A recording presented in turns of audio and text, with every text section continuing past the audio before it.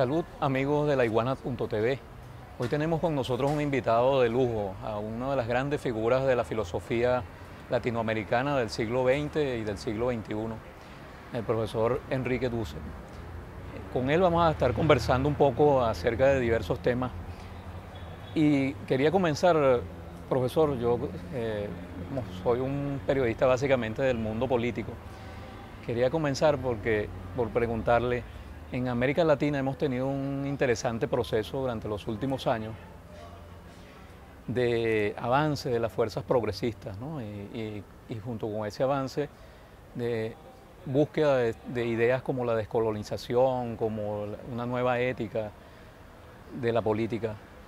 Pero en los últimos años hemos presenciado un retroceso político, hemos presenciado como en diversos países y en algunos casos por vía electoral y en otros casos por otras vías, se está produciendo un retroceso en cuanto a las fuerzas progresistas de América Latina. Quería ver, usted que ha sido un trotamundo de toda América Latina y de todo el planeta prácticamente, ¿cómo ve esto? Es decir, ¿usted cree que realmente van a triunfar en este caso la reacción, va a imponerse nuevamente aquella doctrina que nos estaba cobijando en los años 90, el neoliberalismo, el fin de la historia, la posmodernidad, etcétera? Bueno, sí, efectivamente, desde el fin del siglo XX, 1999, y debe decirse que por influencia muy particular de la experiencia de Venezuela, y cuando se ve su carencia, se ve más su importancia. Inevitablemente, Hugo Chávez es considerado por la izquierda y por la derecha como un parteaguas. Es un hombre que impulsó muchas cosas y cuya falta se hace sentir. Pero no son individuos solos, es una estructura general que yo diría por dos partes. El imperio, Estados Unidos, ha ido siempre modificando sus prácticas que están contra la emergencia del pueblo latinoamericano. Y en un momento fueron las dictaduras militares, después el atractivo de la expansión de las transnacionales y el neoliberalismo se vio sus limitaciones, y de ahí lo que llamamos un poco una primavera política de América Latina, con, pues claro, Venezuela, Ecuador, Bolivia, Argentina, Brasil.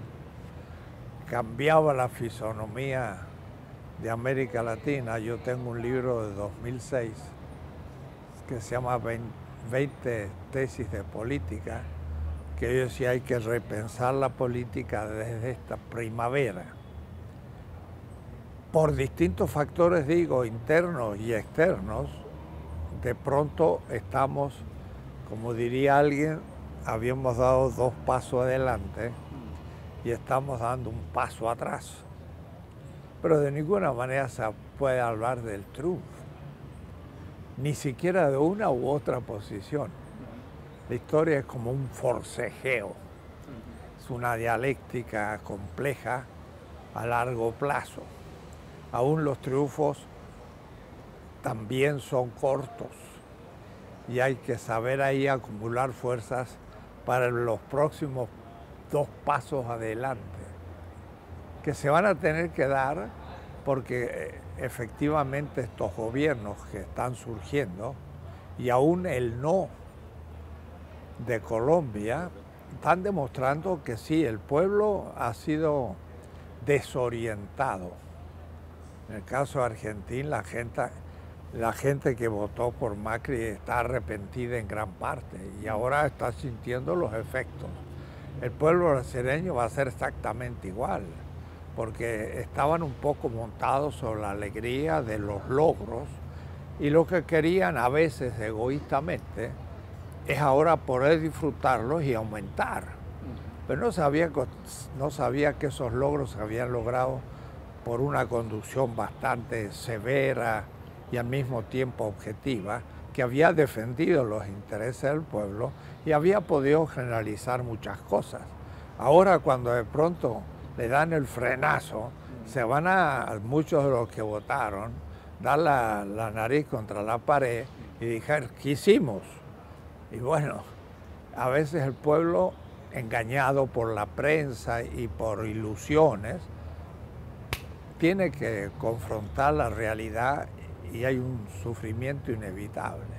Claro que sufren más los que lo vieron y los que estuvieron en contra y ahora son los que sufren más.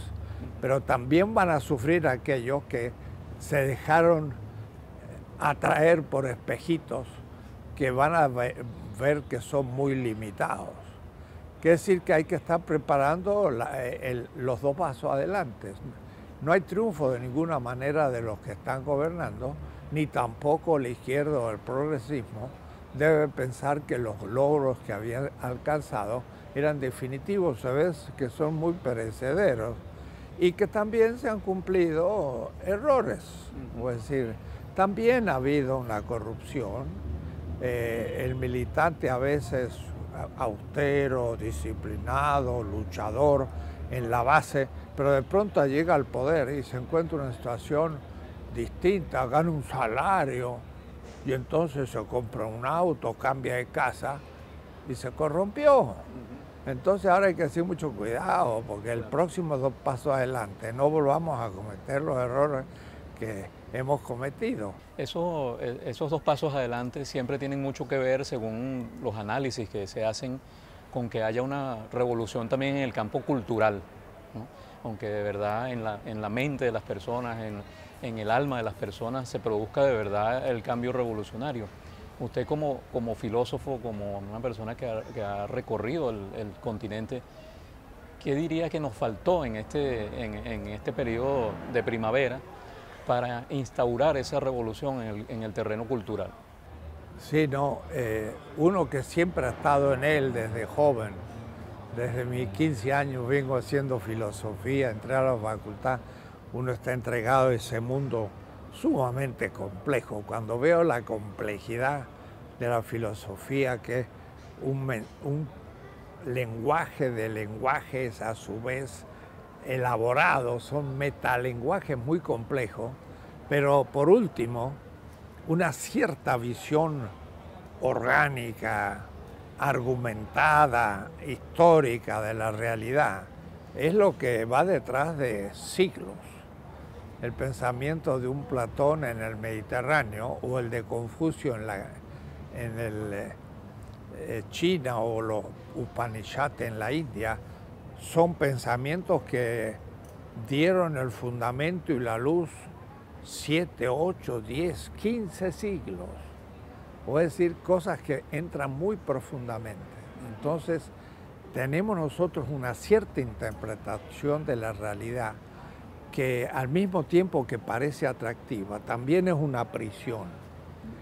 Y lo que estamos descubriendo en últimos tiempos, un pensamiento crítico que en América Latina empezó hace 40 años. Sí.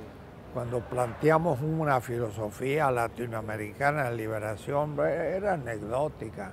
Los profesores universitarios formados en Estados Unidos y Europa decíamos, eso es un subproducto de una incultura, no una cultura latinoamericana. Teníamos que golpear las puertas de las universidades y nos rechazaban, no nos permitían ser profesores, porque, total. Bueno, esto ha cobrado más fuerza y lo cierto es que tenemos en la cabeza, en el fondo, una interpretación eurocéntrica de todo, pero tan profunda que cuando uno da ciertos ejemplos la gente se espanta de cómo podía ser que yo viera las cosas de una manera tan unilateral, a la europea, negándome a mí mismo y justificando la dominación que sufría. Entonces, el último nivel de la dominación y al mismo tiempo de la transformación histórica es una cierta visión del mundo. Y a eso, hoy, en el nivel más crítico, le hemos llamado de decolonización epistemológica. Episteme significa científica, entonces sería una descolonización filosófica, científica y tecnológica. Es decir, tenemos que ver que el mundo que tenemos delante de nosotros colonial en América Latina, no, que ya en 1810, 20, nos liberamos de España, caímos en manos de Inglaterra y Estados Unidos y estamos en una etapa neocolonial, como dice Mariátegui y también el gran héroe cubano Martí. Nos toca la segunda emancipación, estamos luchando por ella. Y estamos en una situación colonial agobiante, pero mucho más sutil que antes y mucho más extractiva de nuestras riquezas. Diríamos que los españoles nos robaron pequeñas cosas, ahora nos roban hasta el alma. La dominación ya no es que hay un soldado en un destacamento español a cientos de kilómetros, ahora se me meten en la cama con la televisión y me hacen propaganda. Puedo decir que es mucho más tremendo que antes. Y por eso que el pensamiento crítico es inevitablemente, si no el origen, porque el origen es la práctica, la gente que se juega, pero hay que formular eso para dar un horizonte de largo plazo. Y una revolución que no llega a una descolonización del pensamiento, sigue siendo colonial. Claro. Y aún en las posiciones más extremas, diríamos, marxistas, ¿no? Marx es una cosa, y yo pienso que hace una crítica al capital válida hoy, Marx. Pero el marxismo-leninismo es eurocéntrico y no se moderniza eurocéntricamente en la medida en que lo queremos cumplir, porque seguía siendo eurocéntrico. Sería largo explicarlo. Sí. Pero entonces hasta la izquierda no está vacunada de seguir siendo colonial. Hasta los sectores más vanguardistas, ¿no? Tienen esa... Hasta los más vanguardistas, pero claro, entre comillas, ortodoxos. Y tienen nuevos dogmas que nos vuelven a tapar. Entonces, la tarea es difícil, pero ya la tenemos. Tenemos ahora que empezar a tomar conciencia de cosas que estamos elaborando y ya no depende de Estados Unidos y de Europa lo que estamos produciendo, es nuestro. Y es nuestro porque partimos de una realidad distinta, hemos aprendido a pensar, si quiere, lentamente, y ahora tenemos que entrar a ser responsables de hacer cambios mucho más profundos. La oposición a esta revolución bolivariana es no de un conservadurismo solo económico, burgués, político, liberal, es histórica, cultural y hasta espiritualmente y hasta cristianamente colonial. No sabe pensar lo propio, desprecia lo propio.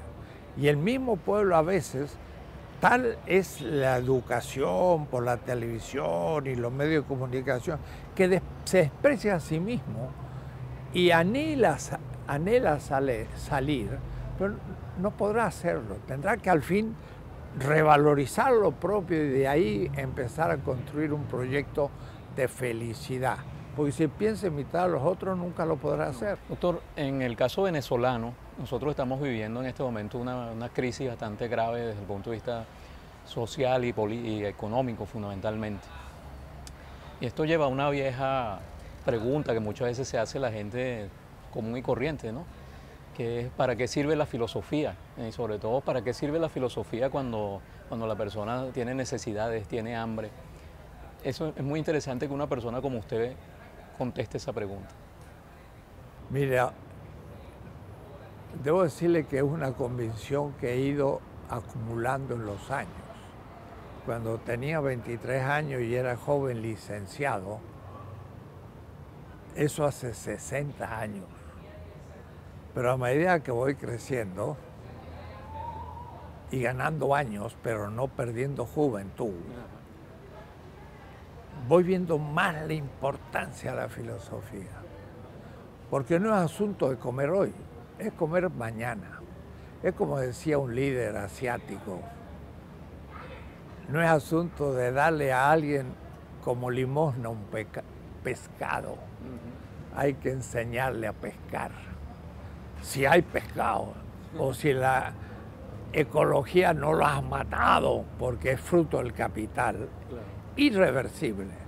Entonces, veo tal eficacia de la filosofía que hasta me extraña que me pregunten, ¿para qué sirve? Sirve para cambiar el cerebro, para cambiar la interpretación, para poder ver lo que nos está pasando.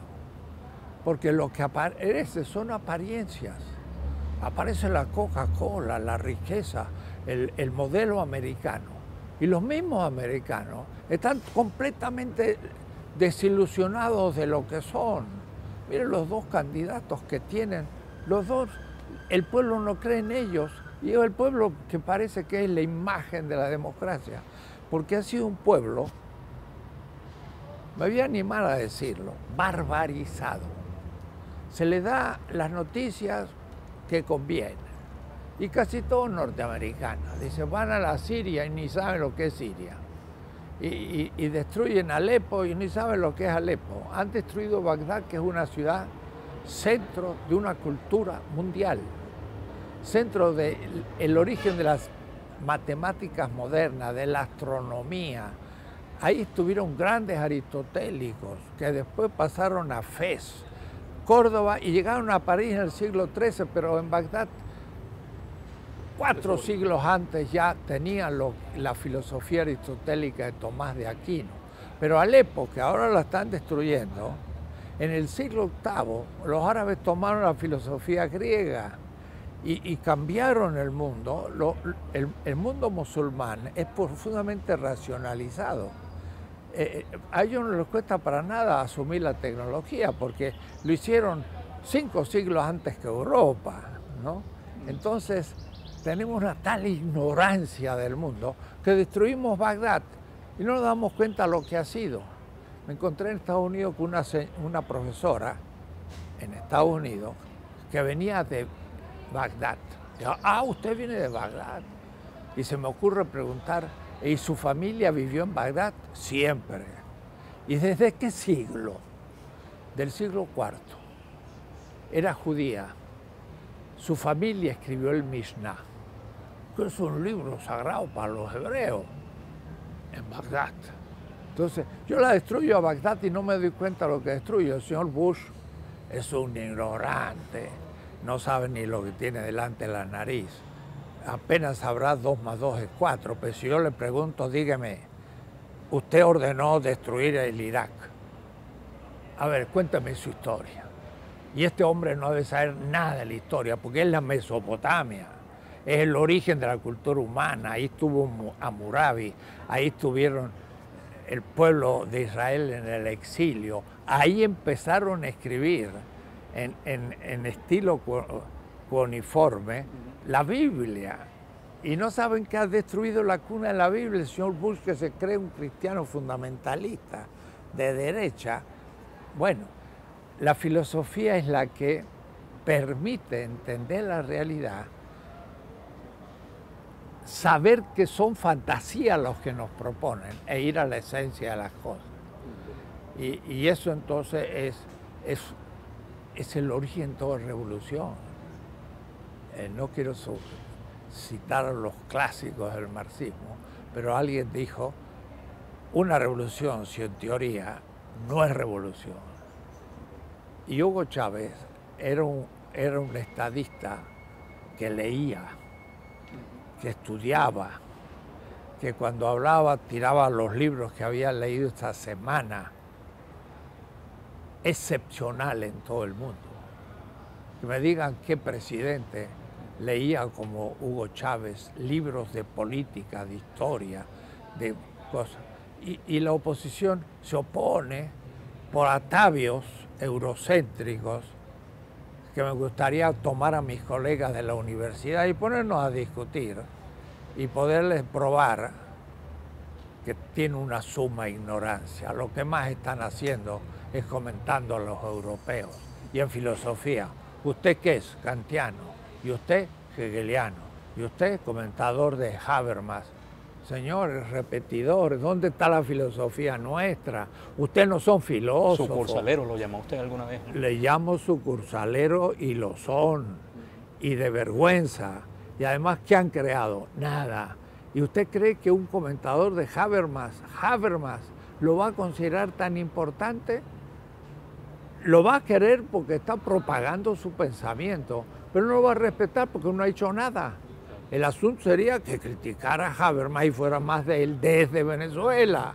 Ahí sí empezaría a hacer algo que el propio Habermas diría, este me está acerruchando el piso desde una situación distinta.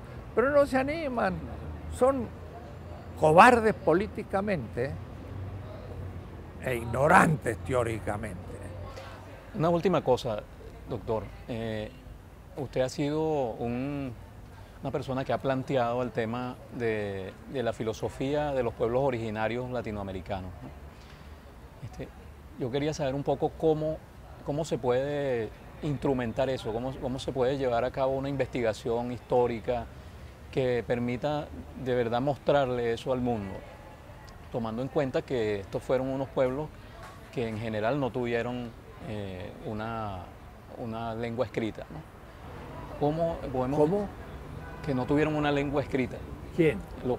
La mayoría de los pueblos latinoamericanos. Voy a responder primero a esa pregunta. Ajá.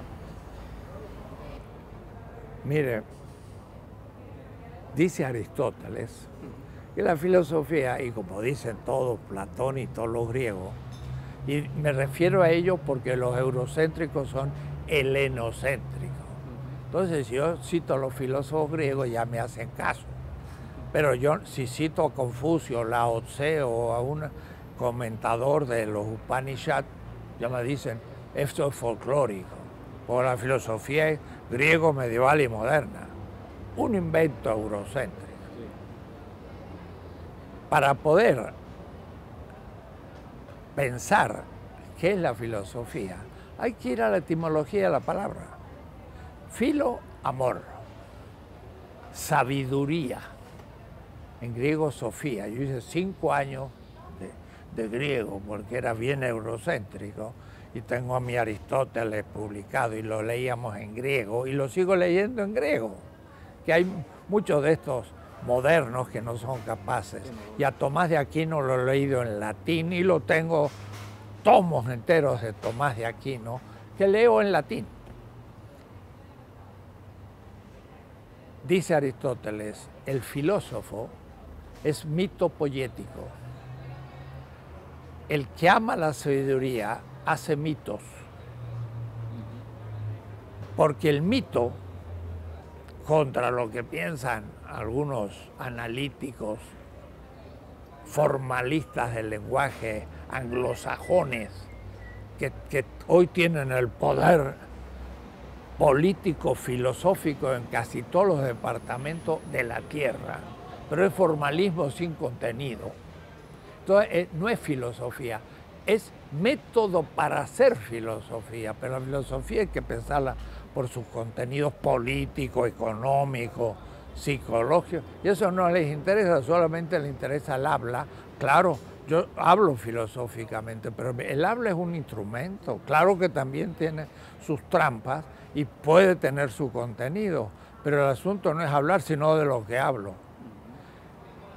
El mito, decía mi profesor en la Sorbona, muy famoso, Paul Ricoeur, es reconocido mundialmente como uno de los grandes filósofos del siglo XX. Entonces él decía, el mito es un relato racional en base a símbolos. Es racional, da justificación, argumenta, pero simbólicamente, no unívocamente. Entonces hay que tener hermenéutica para darme cuenta que si la hermenéutica es, hay que saber interpretar los mitos para entender el contenido racional, no estúpido para chiquillos o inventado. Entonces el sabio crea mitos, en el sentido que pone relatos que son muy difíciles de interpretar. Mire, si yo, por ejemplo, digo, el relato de Adán y Eva es un mito, en el sentido de Paul Ricoeur, es una cosa muy seria, muy racional, no es para chicos, es para grandes.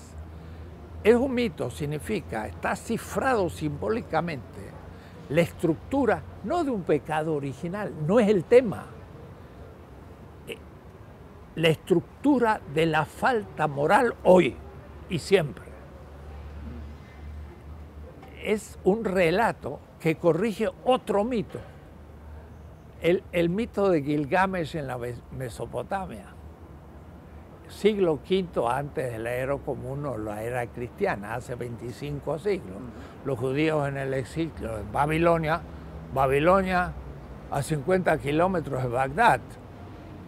Babilonia es Bagdad, la han destruido. Pero hace 25 siglos los judíos estaban exilados en Babilonia. Y entonces había un mito que se llamaba Gilgamesh, que es muy parecido a Prometeo. Y entonces el mito adámico corrige ese mito. Pero si yo lo leo solito, no entiendo nada si no sé a quién corrige. Exacto. Y entonces es un mito absolutamente moderno, actual, no moderno, ¿sí?, que me enseña cosas que en cada época puedo releer. Es decir, el mito es un gran instrumento de la sabiduría. Pero no es filosófico. La filosofía tampoco es ciencia. La filosofía piensa el principio de la ciencia. El geómetra puede ser un geómetra extraordinario, pero ¿qué es el espacio? Y quizás el geómetra nunca pensó que es el espacio. O el gran matemático, ¿qué es un número? ¿Qué es la cantidad? Ni Einstein se pone a trabajar ese tema. Eso lo hizo Husserl en una tesis sobre la filosofía del número. Entonces, el filósofo va al fundamento de la ciencia, y no es ciencia, es sabiduría. Pero un chamán de una comunidad indígena quiché o guajiro, cuando le preguntan el sentido de la muerte, cuenta un mito y le da un sentido. Y hasta puedo yo comparar el distinto sentido que han dado a la muerte las distintas civilizaciones. Unos dicen, muere el cuerpo, pero el alma es inmortal. Eran los griegos, los hindúes, los indoeuropeos.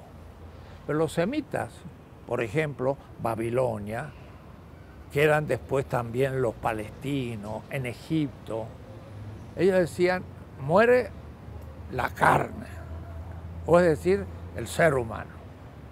No hay alma, muere todo y resucita. Otro mito. Entonces, son dos mitos. Los dos no se pueden probar científicamente, pero da un sentido muy distinto a la vida.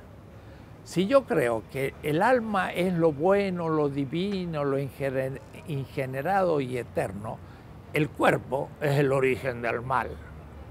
Plotino, tener deseos sexuales, pecado. Pobre San Agustín tomó eso y creyó que el pecado original era el amor sexual. En cambio, los semitas pensaban que yo soy unidad, muero y resucito. Quiere decir que mi carne es digna. Y Osiris, 20 siglos antes del fundador del cristianismo, y 19 siglos antes de Engels y Marx, le preguntó al muerto, claro, es un mito, ¿qué has hecho de bien en la tierra? Y el muerto le dice a Osiris, le di de comer al hambriento, de beber al sediento, de vestir al desnudo y una barca al peregrino en el Nilo.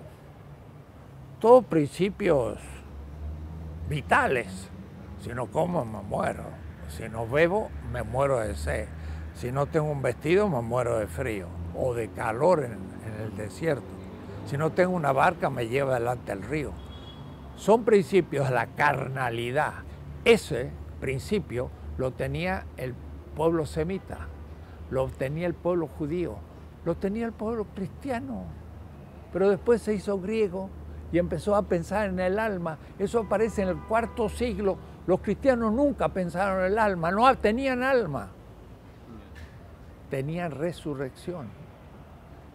Y ahora en el credo norteamericano en inglés dice, creo in the resurrection of body.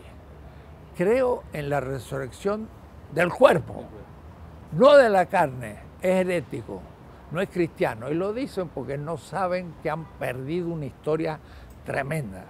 Digo esto porque mira a qué nivel se encuentran los principios que hacen que dar de comer al hambriento, para un griego, pues, si se muere el cuerpo no hay problema porque el alma es importante. Pero para un semita y para el fundador del cristianismo, dar de comer es la primera obligación. Y eso es una política, eso es una economía, eso es una concepción del mundo. La oposición al chavismo piensa en la salvación del alma, es griego. Los que dicen hay que dar de comer al hambriento, esos están con el fundador del cristianismo. Y son declarados ateos, cosas raras. O es decir, la filosofía cuando es mundial, no eurocéntrica, saca el tapete a los proyectos más inesperados. Por eso es que estamos en la crisis de Venezuela. Gente que quiere dar de comer al pueblo y gente que en nombre de principios modernos que están en contra del pensamiento semita y diría yo, en contra del cristianismo y del pensamiento indígena, y que creen hablar en nombre de él, están criticando una revolución que quiere dar de comer al hambriento. Y ellos no les interesa dar de comer, sino alimentar el capital, que empobrece el pueblo, pero no tiene ninguna relación la economía con sus principios. El filósofo les muestra su contradicción. Miren qué cosa. Para entrar a temas así como más urticantes, vengo de Colombia. Hay un tal Uribe, que es un gángster.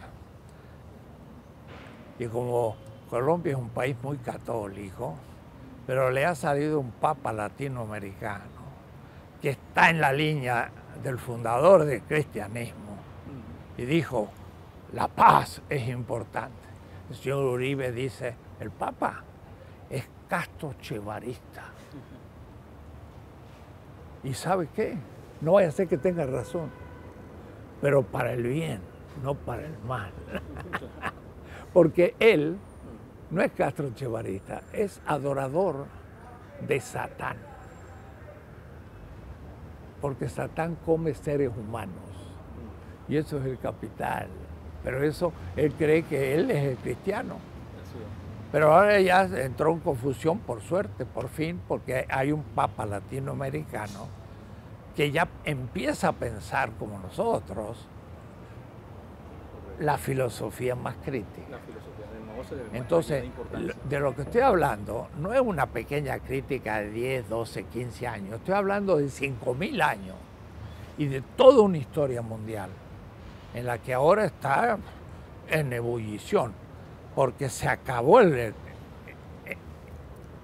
eurocentrismo en grupos críticos y la China y la India empiezan a crecer y va a haber un mundo multipolar y va a cambiar la situación, pero no mañana, ni pasado, ni en 10, ni 20 años. Se va a llevar todo el siglo XXI. El que quiera hacer la revolución a fondo, en vida, es un iluso. Las revoluciones se hacen por siglos. Hay que, yo digo, echarse una mochila al hombro de mucha alegría y entrar en la historia. Porque si no tiene alegría, no va a aguantar el proceso. Entonces, estamos un pasito atrás. Ya veremos más adelante. Hay que tener esperanza.